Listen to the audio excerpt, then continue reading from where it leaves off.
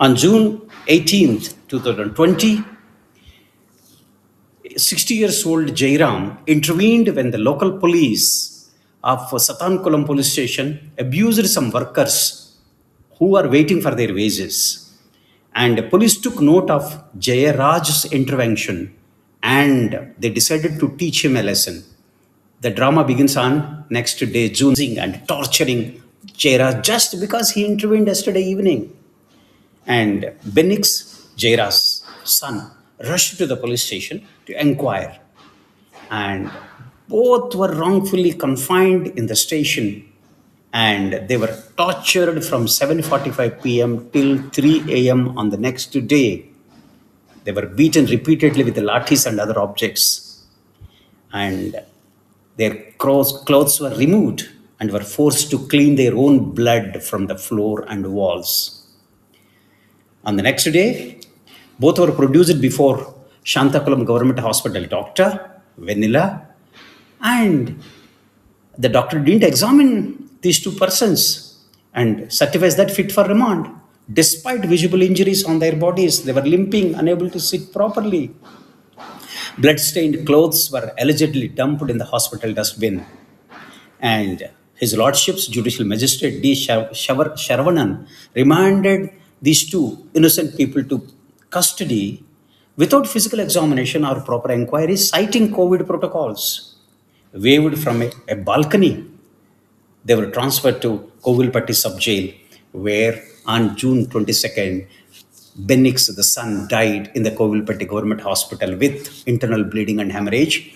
The next day, June 23rd, Jairaj, the 60 years aged innocent person who was brutally tortured by the police, died of internal injuries.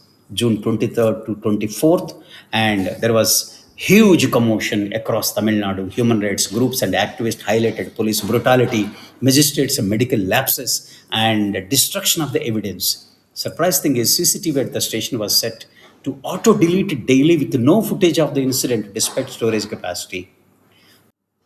The Madras High Court, thank God, Madurai bench took suo motu cognizance of this murder of these two innocent people and instituted a judicial inquiry of the Kovilpatti magistrate and monitored the case. A woman head constable by name Srimati S. Revati testified to the torture. The court found prima facie there is an evidence of murder and the case was handed over to CBI for further inquiry. The CBI, after thorough investigation, charge sheeted by September 2020. The trial began in 2021 and March 23, 2026, this year, a week ago, court convicted all 9 police personnel, the accused police personnel, of torture and homicide, the murdering 2 innocent people, double murder. The criminal conspiracy was proved beyond reasonable doubts. The motive was established. Motive is basically to teach these 2 people a lesson on how to behave with the police. The victims were innocent of any serious offense. The nature of torture in prolonged brutal assault, several hours, whole night. Forensic evidence and scientific evidence clearly established that the DNA from the bloodstains on the police station walls, floors, toilet, and SHO room and seized lathis matched with that of victims. Post-mortem reports conducted by 3 doctors in judicial magistrate's presence and video recorded showed multiple blunt force injuries. They were sufficient in the ordinary course of nature to cause death. Other lapses, what happened to the CCTV? Why the evidence was erased, destroyed, or concealed? By cleaning the entire police station floor. False records preparation. All the accused, the great inspector SHO S. Sridhar, sub-inspector K. Balakrishnan, P. Raghu, Ganesh, head constables Murugan, Samidurai, Muturaj, Constable Challadurai, and Thomas Francis, Velumutu, all were convicted for murder, double murder, and death penalty was given. The CBI concluded the investigation and established beyond all reasonable doubts. The trial court accepted this evidence, leading to the conviction for murder and related offenses. Here is innocent Benix and Jairas. May their soul rest in peace. You lost these two innocent people lost their lives to the brutality of these great nine heroes. You are you are blot. You brought bad name to the Tamil Nadu police. Tamil Nadu police are known for their professionalism. Not like you. You are blot, and you are dacoits. You are murderers in uniform. Are you not ashamed? Like now, you are criminals in uniform.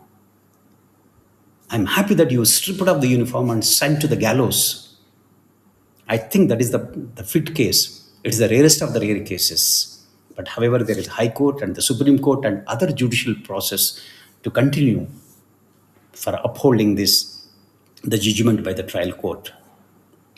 Hats off to the judiciary for taking a proactive suo motu initiative in this case and directing a judicial inquiry as well as monitoring the investigation and the inquiry very, very closely. Hats off to you, sir. That is the only way of upholding the rule of law against the brutality of the uncouth police cops in uniform.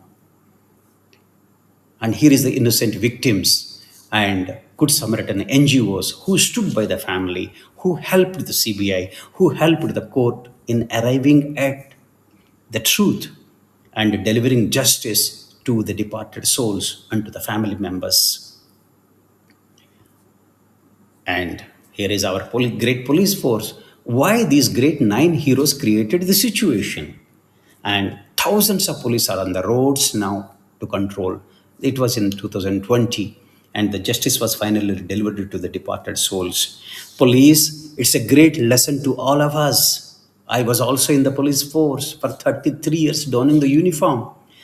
I love my uniform. I take full pride in my uniform, but not to torture the people in our custody. I have no right to torture them.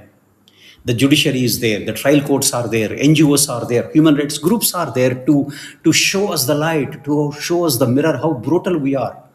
This is the democratic society. Even after 80 years of free independence, when will we become service from force? We are not force. The police is not force. Police is a service. This is the time we learn a lesson. And this conviction of imposing death penalty is an eye-opener and a lesson for all the police who think that they can torture, they can kill the people in their custody and get away with that. It won't happen anymore. Jai Hind.